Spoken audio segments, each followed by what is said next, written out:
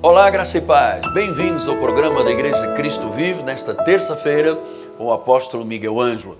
Nós estamos com um projeto muito importante e de vez em quando voltamos a este assunto, porque é preciso que você entenda o significado de uma mensagem pregada debaixo da unção de Deus no altar da nossa catedral. O Espírito fala, o Espírito se revela. Eu quero muito que você participe agora da segunda parte desta mensagem. A mensagem que muda a vida. A mensagem bíblica, uma vez ouvida, ela entra pelo ouvido, vai para o coração e sai pela boca em forma de confissão. Com vocês, o culto da Cristo Vive. Durante o programa, nosso telefone 30 17 90 90 está aberto. Ligue para nós, participe, envolva-se. Deus tem algo muito forte para a sua vida. Com vocês, a hora do Espírito de Deus falar. Eu volto. O tema de hoje é fé, o ingrediente principal da visão. Fé. Ele podia ter levantado um governador, não levantou. Ele podia ter levantado um magistrado, não levantou. Um sátrapa, não levantou. Deus levantou um pequeno homem. Foi contra tudo o que era imaginável. Um copeiro reconstruir os muros e as portas? Como? Era a visão de Deus. Deus lhe deu uma visão. Ninguém mais teve esta visão. Foi com Neemias. Deus disse a Neemias que ele iria reconstruir os muros. E sabe qual foi a resposta de Neemias? Neemias creu. Amados, todos os heróis da Bíblia tinham visão e fé, apesar do que viam ao seu redor. Eles levavam Deus a sério. E eu queria dizer ao senhor e à senhora, meu filho na fé, que você tem que levar Deus a sério. Não tem por onde correr, amado. Olha o que está aí fora.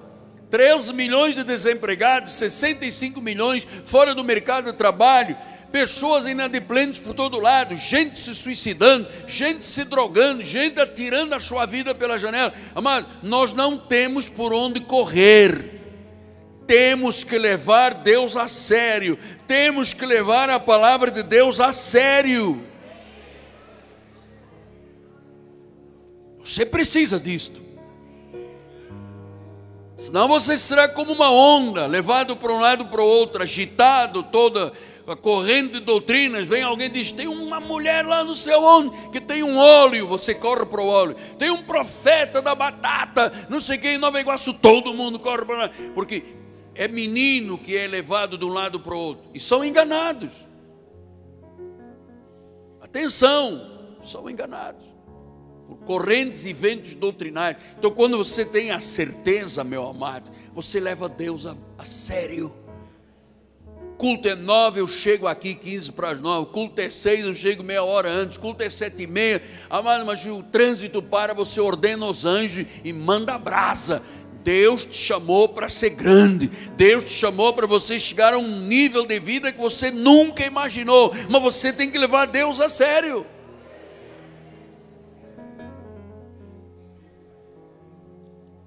Olha o que Hebreus 11, Hebreus 11, 7 e 8 diz assim: pela fé Noé, divinamente instruído acerca dos acontecimentos que ainda não se viam. Amado, eu ainda não estou vendo com os meus olhos físicos, as antenas aí para projetar a palavra pelo mundo todo. Os olhos físicos não estou vendo, mas eu estou divinamente instruído e eu creio.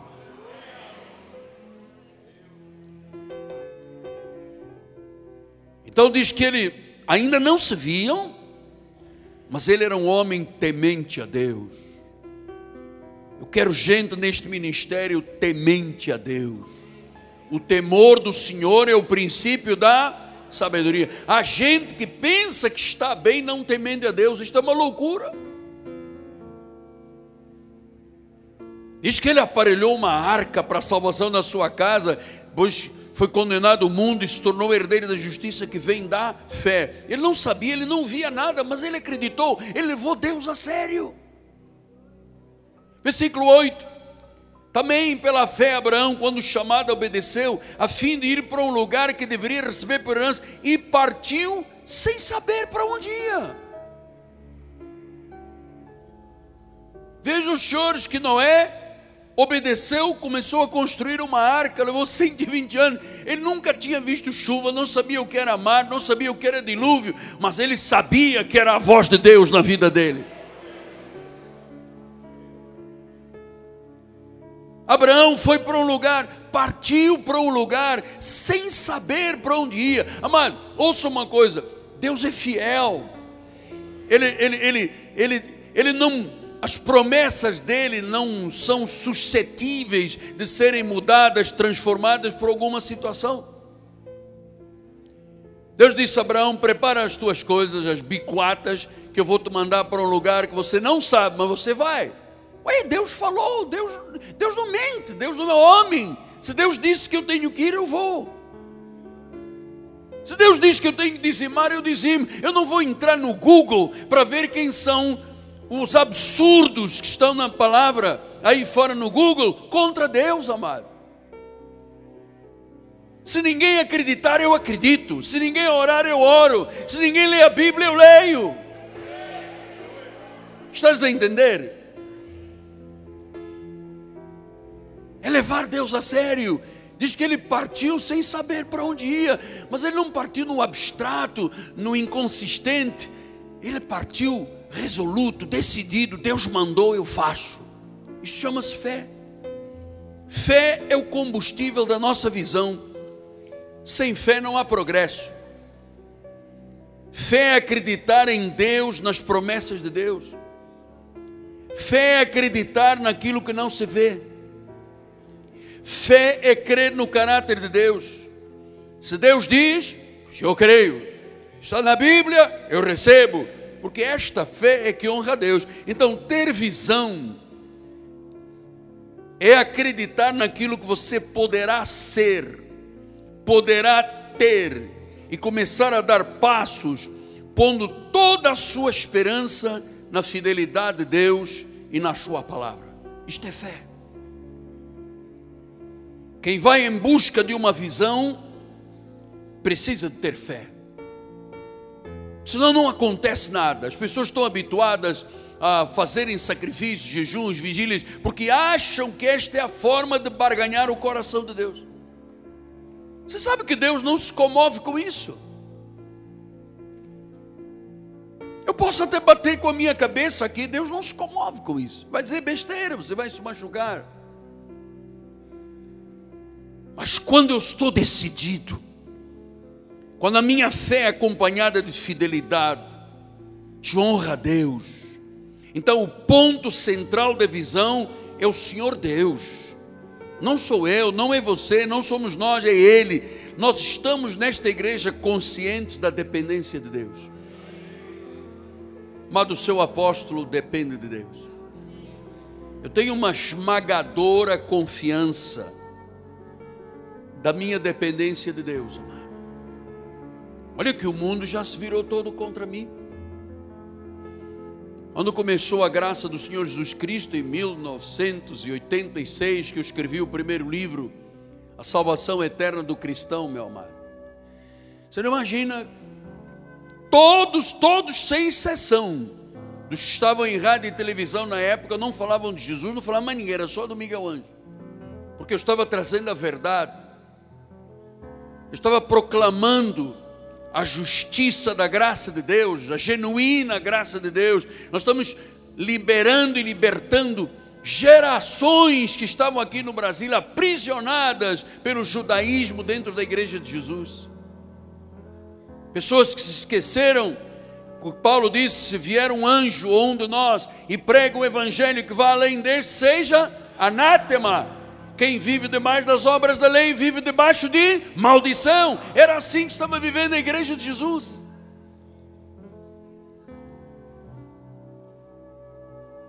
E um dia, na angústia, no desespero, tal qual Martinho Lutero, Eu dizia: Deus, mas evangelho é isto. Sai demônio, entra demônio, pombagira, pena verde, pena catacumba. É isso. Foi para isso que tu vieste. Foi para isso que tu te tornaste carne. Foi para isso que tu foste condenado. Pagaste o preço na cruz do Calvário. Morreste, foste sepultado, ressuscitaste. Estás no trono para agora a igreja andar desconfiada da palavra. Eu vou lhe dizer uma coisa: tem mais gente que não acredita em Deus com a Bíblia debaixo do braço do que gente que acredita. Eu não engulo essa coisa da salvação eterna. Então engole saliva, meu amado. Salvação eterna, quem disse que é eterno é Jesus. Jesus disse: das minhas mãos ninguém arrebatará, eu lhes darei vida eterna. Não fui eu que disse, foi a palavra.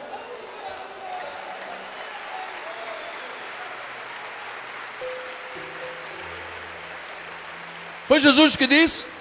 Porque essa coisa de predestinação, isso é espiritismo. Espiritismo, amado. Você está dizendo que a obra de Deus é espiritismo. Isso não tem perdão. Isso é o pecado que não tem perdão. É quando se acusa o Espírito Santo de fazer a obra do diabo.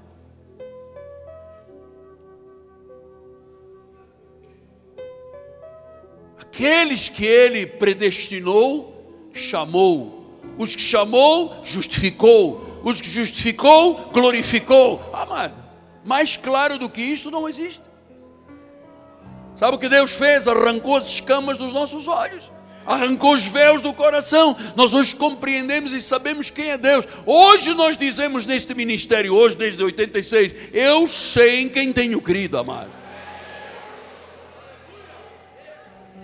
Esta igreja não é judaizante, nós não temos parte com Moisés. Diz que quando alguém se converte a Jesus, o véu lhe é retirado. Nós não temos visão embotada, nós temos olhos iluminados. Nós compreendemos a herança e a esperança dos santos, a riqueza da glória do Senhor. Este é o evangelho das insondáveis riquezas de Cristo, amado. Insondáveis riquezas de Cristo, para ficar depois com óleo e sal e enxofre e pedaço de madeira. Quais insondáveis riquezas de Cristo que tem nisso? Mas apóstolo, o povo precisa, o povo não gosta de palavra, o povo gosta de fantasia. Neste ministério não há fantasia, amado. Neste ministério há a palavra. A palavra que cura, a palavra que liberta, a palavra que transforma, a palavra que traz fé, amado. A fé vem pelo ouvir a palavra de Deus.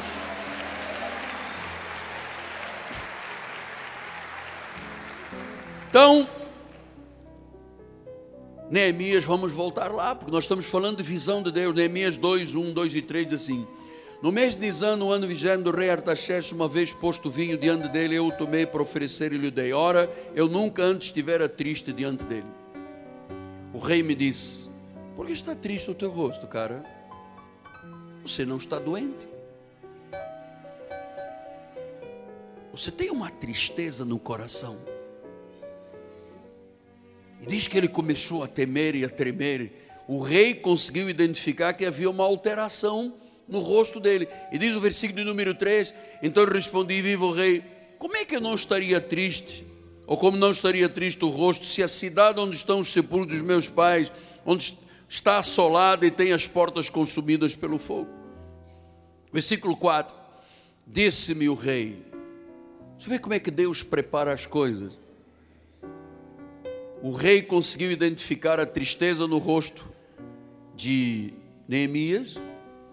O rei poderia ter dito: olha só, se você vem com essa cara aqui para dentro da minha sala, vai embora, eu vou arranjar outro para o teu lugar. Mas como isto era tudo um plano de Deus, o rei disse: o teu rosto está triste, o que é que se passa? Porque você não é doente? Alguma coisa que está no teu coração? Você quer alguma? Pede-me, o que é que você quer agora? Me peça. Então, talvez você diga comigo: será possível o rei dizer: o que é que você quer? O que é que você me pede? Portanto, foi uma oportunidade da visão se cumprir. Você sabe por quê? Porque Neemias dependia de Deus. E ele respondeu, versículos 5 a 8: disse ao rei: se é do agrado do rei, se o teu servo acha mercê na tua presença, peço que me envies ajudar a cidade dos sepulcros dos meus pais, para que a reedifique. Então o rei, estando a rainha sentada junto dele, me disse: quanto durará a tua ausência? Quando voltarás? E aprove ao rei enviar-me, eu marquei um certo prazo. Versículo 7. E disse ao rei: se ao rei parece bem, então você me pediu o que eu quero. Dá-me uma carta para os governadores da além do Eufrates, para que permitam passar a entrar em Judá. Versículo 8. E uma carta para Asaf, o guarda das matas, para que me dê madeira para as vigas, portas da cidade, do templo, muros, e para a casa que eu deverei alojar-me. E o rei mas deu, porque a boa mão do meu Deus era comigo. Amado, quando a boa mão de Deus está na vida de uma pessoa, quando o favor de Deus está sobre a cabeça de uma pessoa, meu amado, Deus prepara o coração do rei, o coração do juiz, o coração do patrão, o coração do sócio. Deus prepara tudo, Ele orquestra, Ele está nos bastidores trabalhando. Até quando tu estás dormindo, Deus está preparando, Deus está te dando. A verdade é esta, meu amado: Deus não mente, Deus tem promessas, e Ele quer ver as suas promessas cumpridas no nosso meio. A boa mão de Deus era comigo. Significa que Neemias estava dizendo: eu dependo de Deus.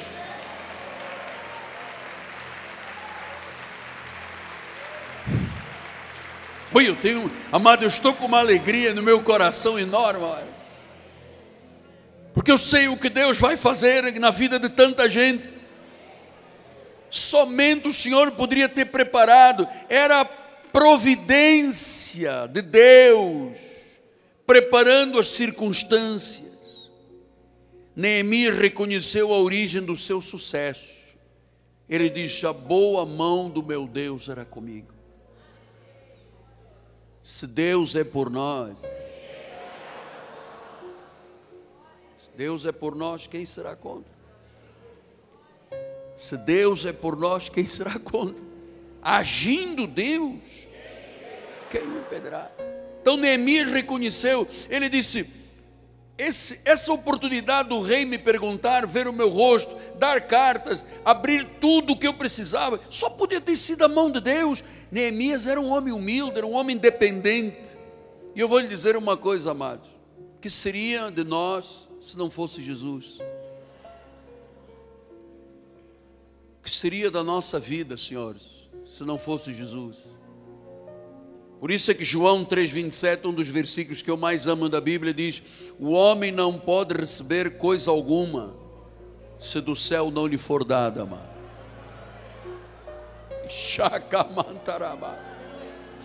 É do céu que vem a saúde, o milagre, o prodígio, a maravilha, a provisão, a abundância. É dos céus, amado, é dos céus. Foram os céus que prepararam o coração e a mente do rei. Foram os céus que prepararam e orquestraram tudo. E quando Neemias chegou, estava tudo pronto.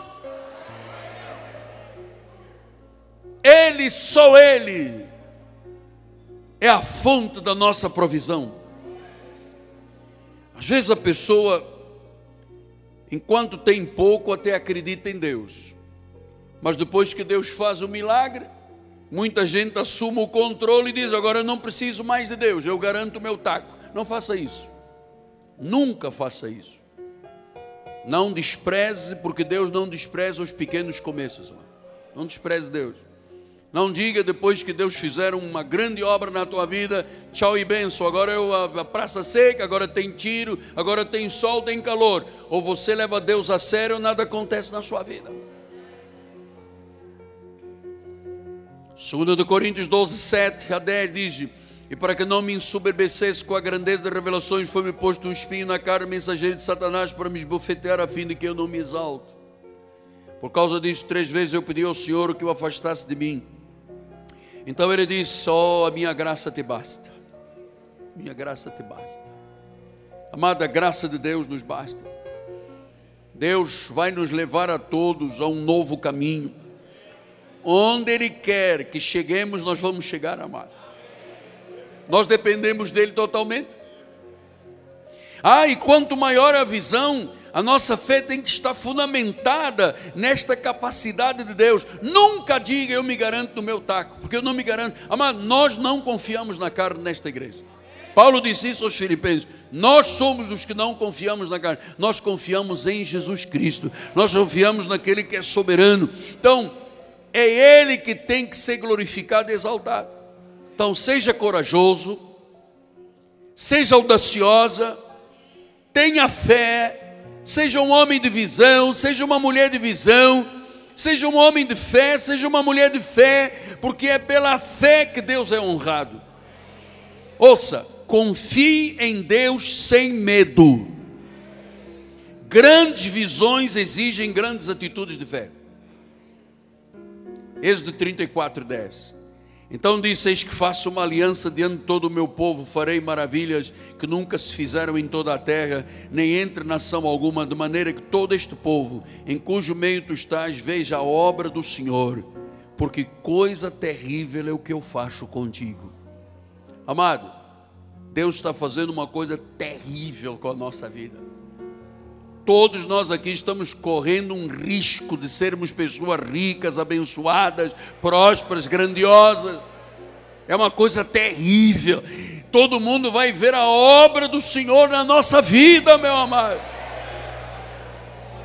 Então seja humilde. Quando o sucesso, quando o êxito chegar, quando as recompensas aparecerem, não deixe que nada disto suba à tua cabeça. Você sabe que um dia nós recebemos aqui um senhor, um pastor, e nos reunimos no meu gabinete. Estavam reunidos pastores comigo, bispos, e ele olhou para um dos nossos bispos e falou assim: não deixe que isso suba na tua cabeça. Aí eu fiquei zangado com o homem, disse: o senhor vem aqui no meu gabinete dar bronca num dos meus bispos. Na realidade ele estava ali como um profeta, porque aquele bispo que foi apontado subiu na cabeça o bispado e zarpou. Não quis mais depender de Deus, porque subiu a cabeça. Eu vou lhe dizer uma coisa: tem irmãos aqui que me conhecem, minha esposa me conhece há 39 anos, aqui Mary me conhece. O tema de hoje é fé, o ingrediente principal da visão, fé. Bom, estamos chegando ao final do nosso programa. Hoje é terça-feira, teremos escola bíblica às 10 horas da manhã com o Bispo Daniel, e amanhã um grande encontro profético e apostólico em nosso ministério. Nós estamos conhecendo a visão de Deus para a vida, conhecendo os mistérios da graça de Deus, estamos conhecendo a grandeza e a profundidade do coração de Deus em nosso ministério. Você precisa de verdade, só a verdade é libertadora. A lei oprime, a lei é o ministério de condenação e de morte, a graça é o ministério de vida. Então, quando você conhece a graça de Deus, você passa a viver numa dimensão espiritual muito acima da condenação e da morte da lei.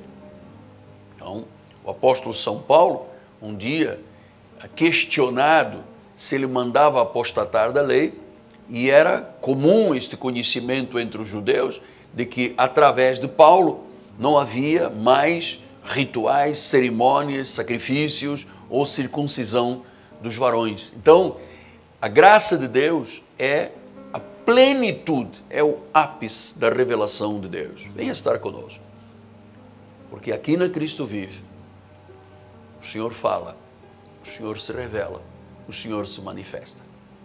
Amanhã, 7h30 da noite, a noite apostólica e profética.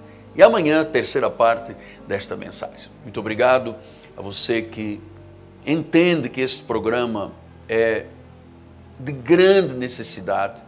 E se você sentir no seu coração de investir, de semear no nosso programa, uma semente financeira, por favor, ligue para 30 17 90 90, Deus honrará você. Muito obrigado ao povo da Cristo Vive, obrigado à minha equipe de televisão, obrigado ao Senhor Jesus, que mais uma vez nos permitiu levar graça sobre graça a todos. Amanhã, terceira parte desta mensagem. Graça e paz e um dia mais que vencedores. Apóstolo Miguel Ângelo, com fé e ousadia para a sua vida. Amém.